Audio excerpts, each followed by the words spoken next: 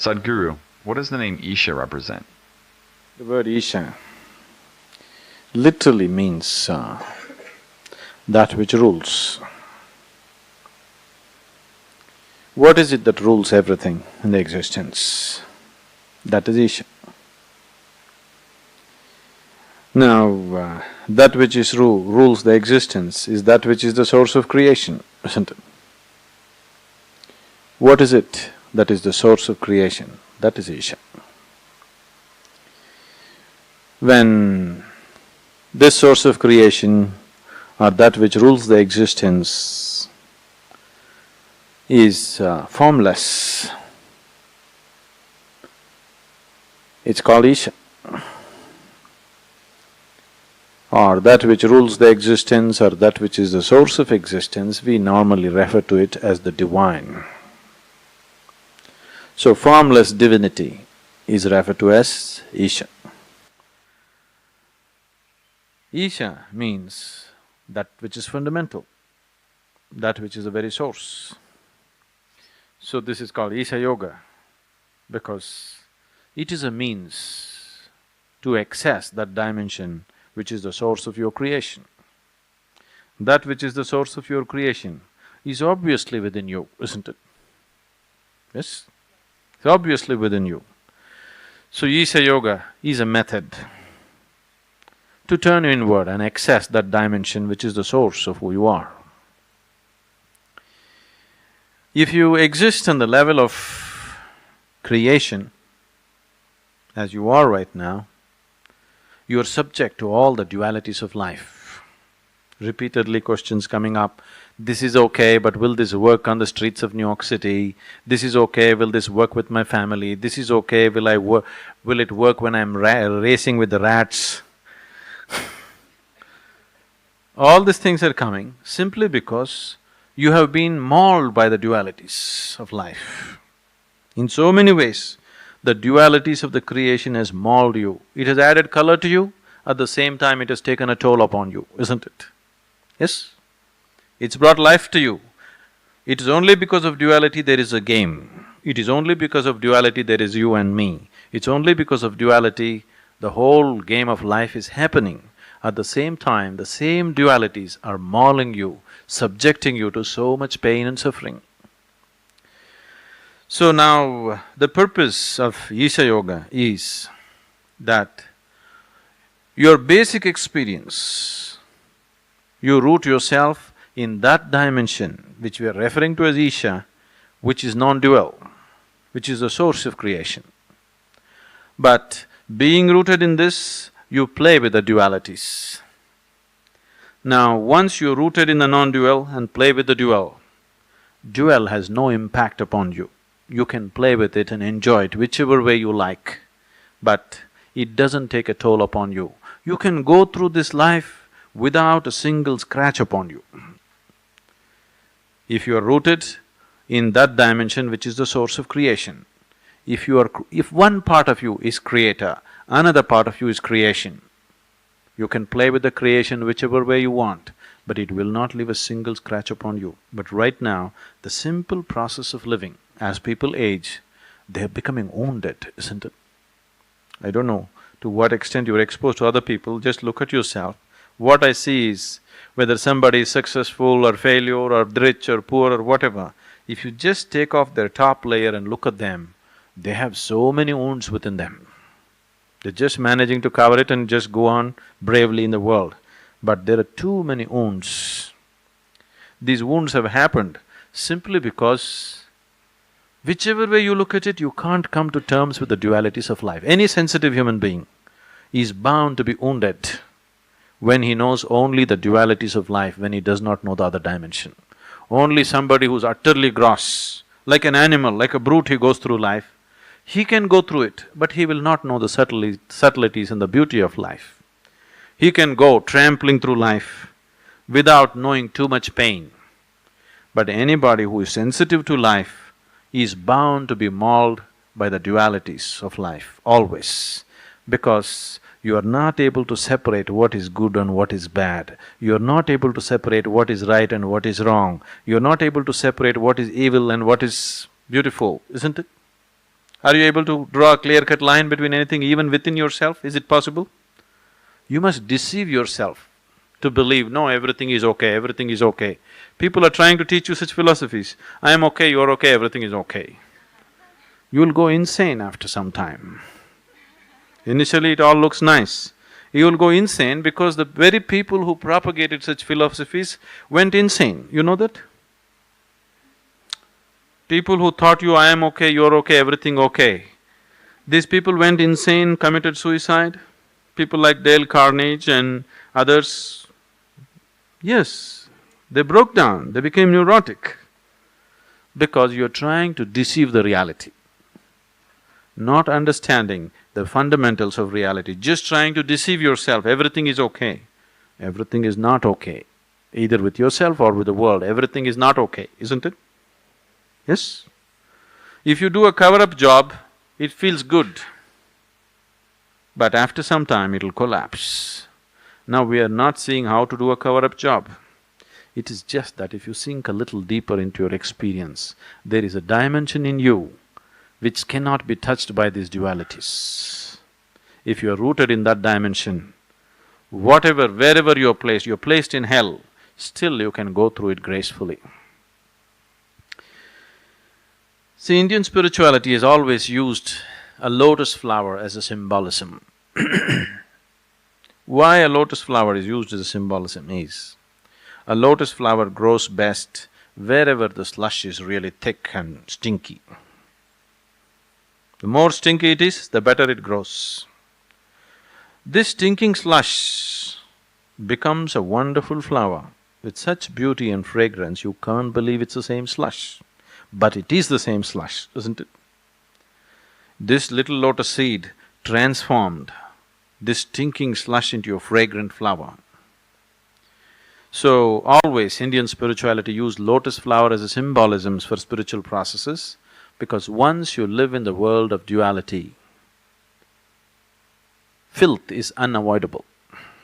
Anyway, whichever way you step in the world, somewhere you will step into it. If you are sincere with yourself, whichever way you step into yourself in your mind, you cannot avoid filth in your mind, isn't it so? Is that the reality? Only somebody who is blatantly lost in his moralistic nonsense believes he is pure-minded. Anybody who is sincere looks at himself, he knows a part of him is utter filth, isn't it? You cannot avoid it. Nobody can avoid it. Only moralistic fools have closed their eyes to it. That doesn't mean they're free from it. So once you're like this, if you're sensitive to this will just destroy you. This will just eat you up. That is the very nature. Life is made in such a way, the beauty of the creation is just that the ugly and the beautiful always together. What is filthy and what is sacred is always together. So, if one has to be in this world, transact with this world, be involved with this world, and still has to go untouched through this world, he must be like a lotus flower, that he must learn how to convert this filth into a fragrant flower. Otherwise, some people get allergy towards filth and they try to go to Himalayas. Wherever you go, even if you climb Mount Everest, first day you will be dazed and you will feel all pure and wonderful. By day two, your mind will come back and the whole world's filth will come back on top of Mount Everest. Yes or no? Yes? First day you're just dazed by the elevation and lack of oxygen probably. But by day two, the whole world will be there with you on Mount Everest. Nobody stays there for more than a few minutes, so it's okay. So that's why Mount Everest is a pure place. But if people live there for 3 days, all the filth of the world will climb Mount Everest. Yes or no? Now, being like a lotus flower means, some people develop allergy, they try to run away. Some people think, anyway the world is filth, let me also become filth, and they become filth. Now, when you decide not to run away from the filth and not to become filth, Now, filth is tremendous manure, isn't it? Yes? The more filthy situations you live in, the wiser and more beautiful you can become if you're willing, if your intelligence is functioning, if you are not reacting but responding to life consciously. If you're reacting to filth, you will become filth, or you will try to run away from filth. If you're responding to it consciously, filth becomes a great manure to produce a wonderful flower out of you, to bring out the most wonderful fragrance in you. Gautama, the Buddha, repeatedly said, "I don't want to go to heaven." Everybody was talking about, we are doing all kinds of spiritual sadhana, I want to go to heaven. I see huge hoardings in United States. All the Christians are going to heaven. Are you missing out? Everybody wants to go to heaven. Gautama said, "I don't want to go to heaven because anyway, I'm like this. I'm beyond all suffering. Wherever you put me, this is how I will be. So let me go to hell. You say people are suffering there, I will go and do something there. Anyway, I cannot suffer. I have made myself like this that I cannot suffer, so let me go to hell." This man is free, isn't it? I want to go to heaven, I want to go to heaven. Why? Because you made a hell out of yourself here. That's why you want to go to heaven, isn't it? Somewhere you made a hell out of yourself, that's why you want to escape to heaven. If living here itself within you is a big heaven, where the hell you go, what does it matter? Wherever you go, this is how you will be. Either you create your situations or situations make you. These are the two ways to live. Yes? Some people are being created by situations, but some people are creating the situations in which they live. And that is the whole empowerment of being a human being, that you can create your situations, isn't it? So, Isha means to become a creator. One part of you at least is in touch with that dimension in you, which is the source of creation. Once you are there, the external upheavals of life have no impact on deep down inside you. You handle it to the best of your ability and that's all there is. Can I lead a path of spirituality devoid of yoga also? Spirituality means what? What is spiritual? Generally we thought spirituality means going to the temple, going to the church, going to the mosque and praying to God or whatever. Going to temple, church or mosque and praying is not spirituality, it is just basic survival. Because 99% of the temple-going people, church-going people, mosque-going people, all that they have been taught and all that they're doing in their lives is, "Dear God, save me, dear God, protect me, dear God, give me this, dear God, give me that." Yes? So that is not spirituality, that is just simple, basic survival. So what is spiritual? Right now, your whole experience of life is limited to the physical, isn't it? Yes? Yes. When I say it is limited to the physical, see, in the very nature of things, sense organs cannot perceive anything other than the physical. So when your experience of life is limited to sense perception, your experience of life is limited to the physical. Just see, everything that you're experiencing is physical. Your body is physical, the world around you is physical, your wife, husband, child, this, that is physical. You have emotions about it, but still physical. Even your mind is physical. See, as for example, this microphone is a physical thing, isn't it? The electricity which is empowering this microphone, is it also physical? No? It is physical. It is a flow of electrons. It is still physical, very subtle. You can't see it, all right, but still physical. Similarly, as your body is physical, your mind is also physical. If I want I can throw this flower at you. If I want, I can throw a thought at you, isn't it? It is still physical, very subtle, but physical. So everything that is in your experience is physical.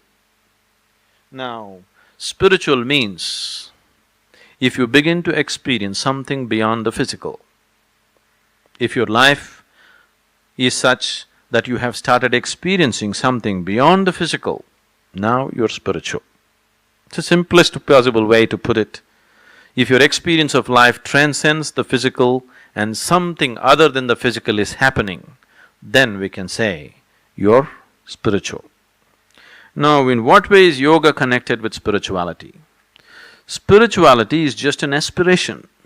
Yoga is the technology to get there, a method. It works on you on the level of your body, on the level of your mind, on the level of your emotion, on the level of your energy, because these are the four dimensions in which you exist.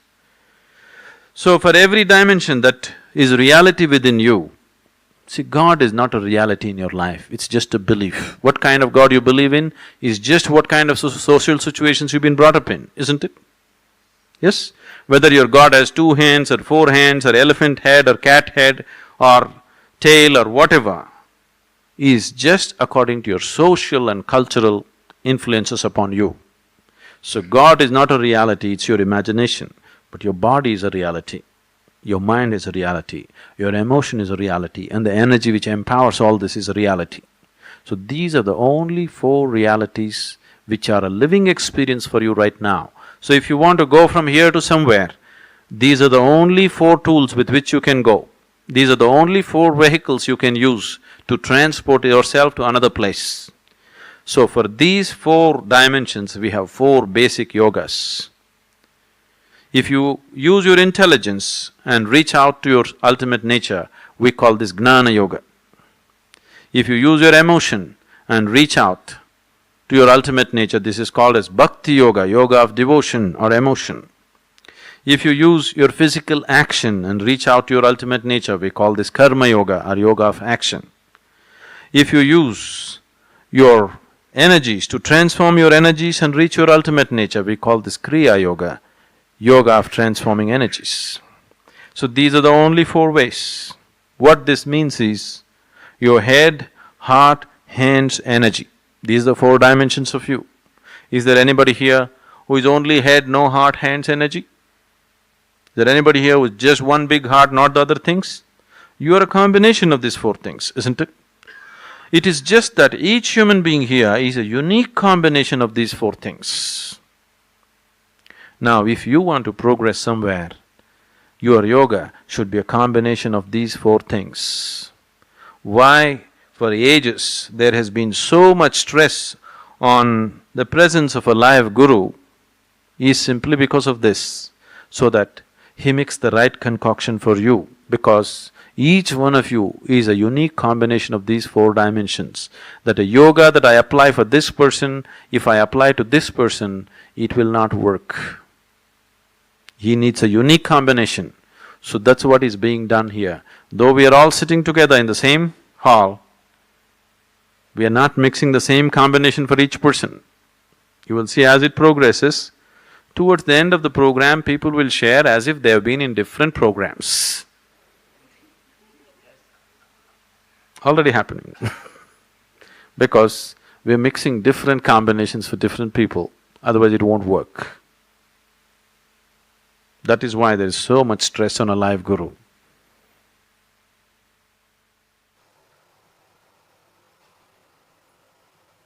Sadhguru, what is the point in pushing a man into the sea of duality where he can't even keep himself afloat? Why? You can float.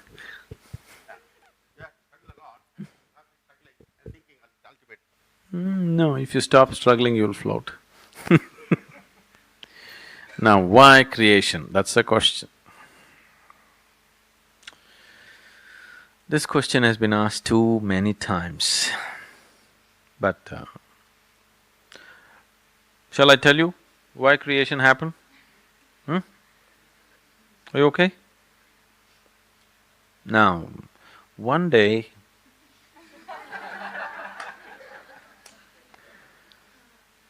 See, these people are laughing. This is not fair. Before I tell them why creation, they're laughing. One day, God had nothing to do. So he was playing marbles. One marble fell this way and it became planet Earth. Another marble hit it and shot up and it became sun. Another smaller marble became moon. And many other marbles he lost control and it became whole galaxies. And… shall I continue?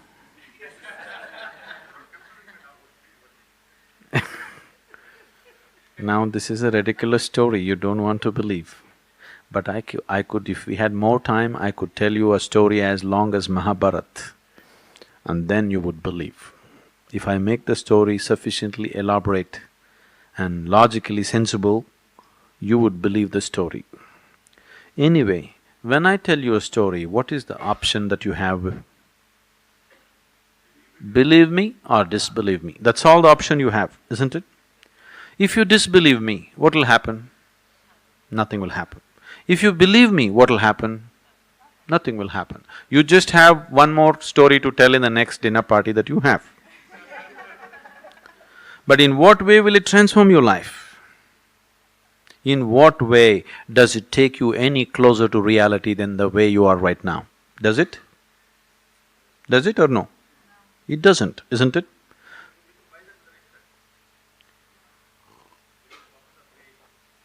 If I tell you stories, you'll become wiser?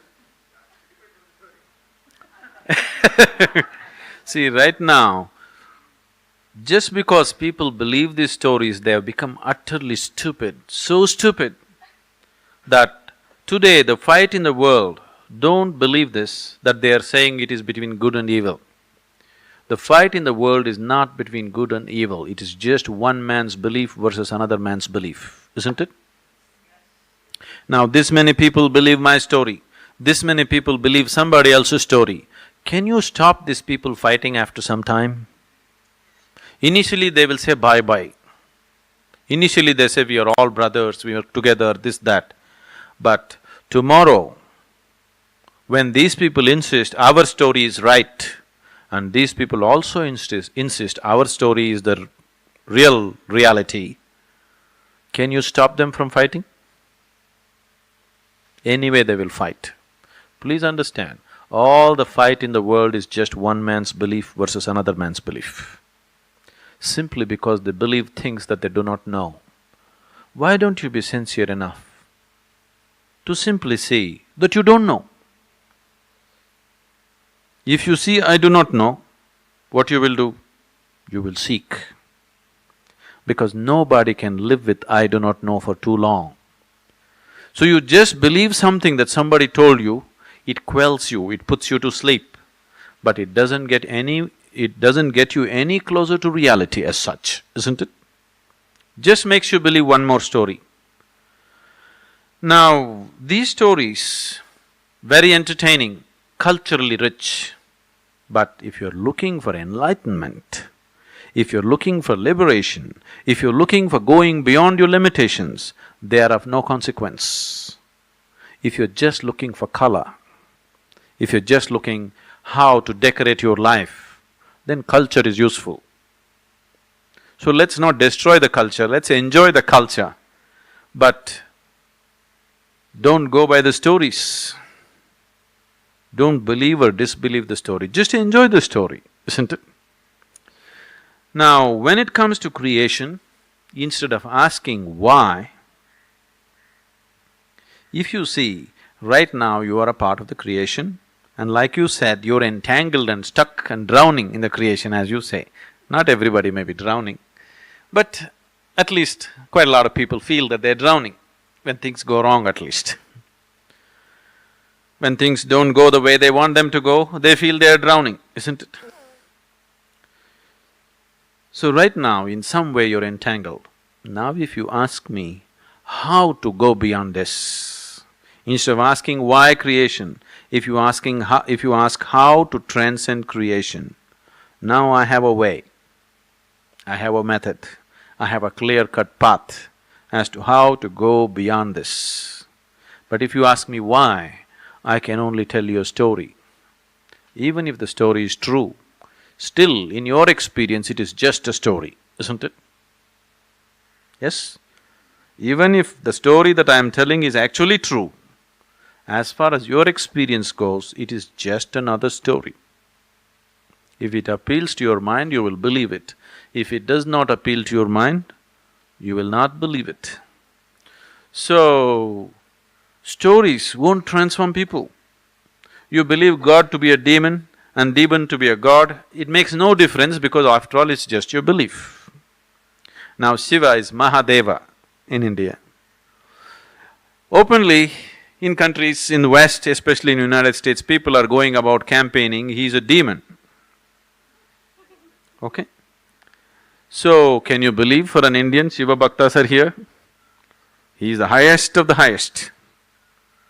But the whole aspect of Shiva has been created with enormous care and understanding. It is not to be believed, it is to be used as a tool and a device in your life. Shiva, his personality has been created like this. He is the most beautiful and he is the ugliest. He is the most wonderful and he is the most terrible. His friends are all demons and freaks and goblins and all kinds, but he is the highest god. It has all been created like this. He is the destroyer, but he is the very basis of creation. It's all been created like this because if you can accept this one man, you'll accept the whole creation the way it is. It's a tool, it's a device, but now you just made it into your story. Suddenly it is no more it has lost its transforming impact upon you. If you really use Shiva as a tool, if you really use Shiva as a device to transform yourself, if you just see the evil and the good, the beautiful and the ugly, everything is a part of him, you would revere the ugly and the beautiful the same way, isn't it? Yes? That would be very transforming. But now you just believed the story, did not apply the device to your life, see no change. You say Shiva or Rama or whatever nonsense, nothing changes. But if you applied it the way it was intended, it would have transformed you tremendously.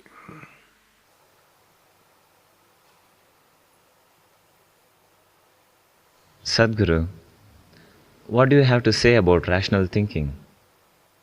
If you're truly rational, then it's a wonderful tool for your growth. But you're irrationally rational, then it's a problem. When I say irrationally rational, two people are arguing with each other. Both of them firmly believe that they are being very rational and the other is being very irrational, isn't it? Isn't it so? When you get into arguments, have you seen? You believe you are definitely saying the most rational thing, but the other person also believes that he is saying the most rational thing. So, who is irrational in this? Probably both. It is just that your rationality is coming from your identity, limited identity. Your rationality is not coming from an all-encompassing experience of life. Your rationality is coming from a very limited identity of who you are, what you have identified yourself to be. Now, you are irrational because you have excluded the rest of the world and rationalizing just with your identifications. That's very irrational, isn't it? That is why two rational people can get into a clash. Otherwise, how if I am rational and you are rational, how can there be a clash? It's not possible. But your rationality is coming from your identity, the other person's rationality is coming from his identity. The classic example is always man and woman getting into an argument, as man and woman. When they are together as man and woman, they are constantly getting into arguments. The woman is coming for her identity of her emotions, man is coming from his identity of whatever he thinks he is. And it's an endless argument. It goes on and on and on, never comes to any conclusion. If there is some emotion of love and understanding, somehow it quells and again props up somewhere and again props up somewhere. But it's a never-ending thing. Most of them are wise enough to understand, okay, he's like that, okay, she's like that, somehow let's get along.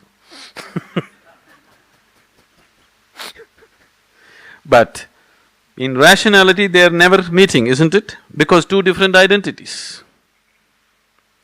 So, when your whole rationale is springing from a small identity of who you are, it is irrational, isn't it? Today, as you said, like we are getting away all the dirt from us. Maybe we have a bad person till today. We are trying to become a better person. I didn't say such things. Okay, I am a bad person as Okay, of you're today. admitting it. Yeah, I'm admitting it. And maybe a week from now, I should be a better person. And does this, at the end of my life, decide my next life also? So what happens after death? That's a question. Some things, Ganesh, you will know only by experience. You want to know? It's best you know it only by experience. What happens after death? See, if you want to know what happens after death, do you know what is happening right now with you? Not as a person, as life. Do you know what's happening with you right now? No. So when you do not even know, when you don't have the capability to know life which is kicking within you this moment, where will you get the capability of knowing what will happen after death? So, if you want to know the process of life, this is the moment, isn't it? Now, you must make an effort to turn inward and go deep into yourself, to know the very fundamentals of who you are. If you know this, if you know the basic fundamentals of who you are completely now, even after this body falls apart, still you know the same thing. But if you do not know it now, the possibility of knowing it then doesn't arise. Because right now you are better equipped. Right now, you still have your intellect and discretion. When you shed your body, you don't have these things, you just function by your tendencies. So when your intellect is on and you have the discriminatory power to see what is what, this is when you must see it. What is happening with me right now? What is the nature of who I am right now? If this becomes a living reality for you, knowing what happens later will be very simple. I know that my father is dying, he's old, and I would like to talk to him about it, but I think it is totally unacceptable in our society. The moment a person is very old and you know he's going to go, you leave him even before he's dead. Why can't we talk about death in a positive way in our culture? If you avoid death, you will avoid life also. Only that person who is willing to die can live totally. One who tries to avoid death will naturally end up avoiding life. Because what you call as life and death are not different. Right now, you're living, are you living? But actually we can say, right now you're dying, slowly you're dying, one day it'll be complete. Isn't it so? The process of death is on right now. You're actually dying, one day the process will be complete. No, I understand. Now, that too in India, being born in India, if you avoid death, then you don't know anything about your culture. Because this very culture springs from being reminded of your death. See, only when you remind yourself of your death, you will turn spiritual. If you think of God, fantasies will come in your mind. No spirituality will come. Only when you realize, when you become aware, when you remind yourself, I will also die one day. Now, a search comes. Okay, somebody is around you right now, as much alive as you are, they were everything to you in your life, suddenly one day, they're gone. When they fall dead, you think, oh, maybe he's just sleeping, maybe he will sit up now, maybe some miracle will happen, you know, mind will work like this. Then once you cremate him, this is it. This person who was so alive, who was life like you, suddenly just evaporates. And wherever you look, he doesn't seem to be there. Gone. Just gone. And the same is true with you.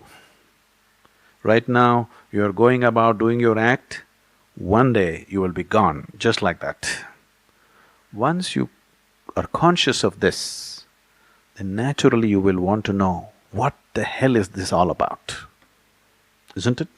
Then spirituality begins. Only when you become conscious, only when you're reminded of your own death, you will become a seeker. When you think God, you're not a seeker. You're just looking for more foolish nonsense in your life.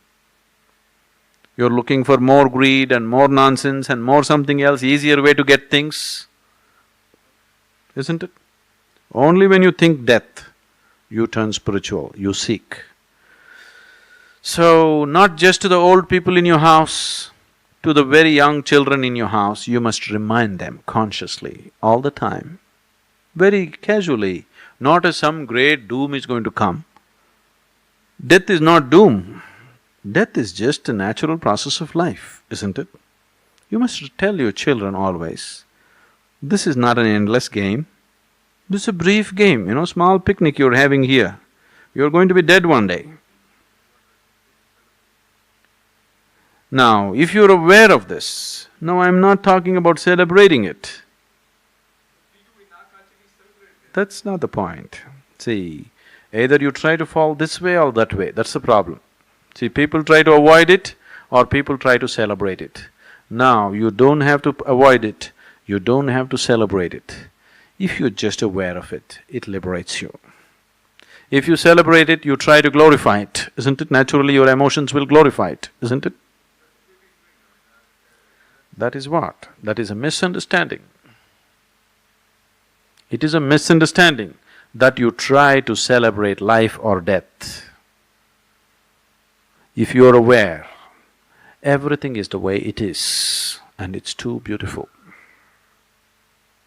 It's just fantastic the way it is, the intricacy of life.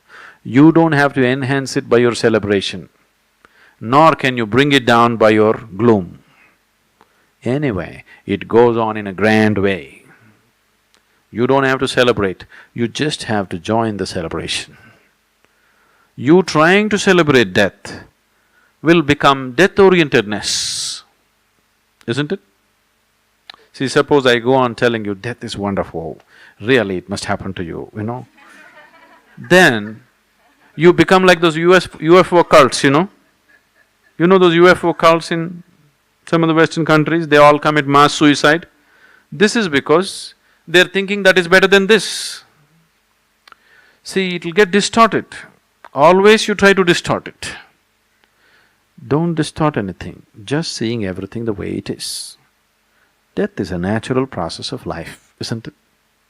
Seeing it as that, not celebrating it, not becoming gloomy about it. It happened.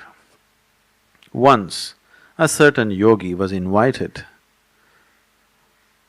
to a new house. A rich man built a house. When they build a new house, they want some spiritual person to enter their house. So they invited the yogi. The yogi went, they welcomed him like a king, they served him well, they did everything for him. He ate well, he sat. Then they said, you must give your blessings to us. So the yogi raised his hand and said, let your father die first, then you die, then let your children die. Now, the man got so wild, said, you fool, we welcomed you and treated you like a king and we fed you like a pig. And now, when I ask for a blessing, you say first my father should die, then I should die, then my children should die? The yogi was surprised. He said, what is wrong? Is it not in the natural order of things that first your father should die, then you should die, then your children should die? Suppose you die before your father, would it be good? or your children die before you, would it be good? The best thing that can happen to your life is, first your father dies, then you die, then your children die, isn't it? That means everything has gone well for you.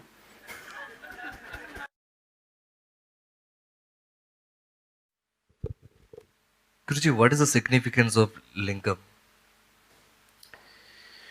The word linga literally means the form.